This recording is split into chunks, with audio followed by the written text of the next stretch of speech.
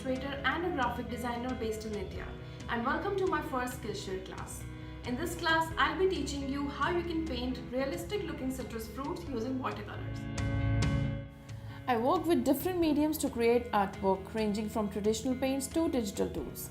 This class is divided into easy to understand small videos in which you will learn the basics of sketching, understanding light and shadow, basics of watercolors, and finally painting some citrus fruits.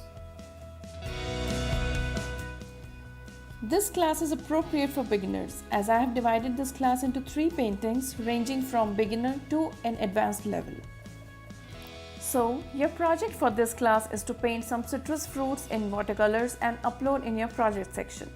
I would love to see your work, and you can also post your work on Instagram and tag me using my Instagram handle @markdisha. So, what are we waiting for? Let's get started.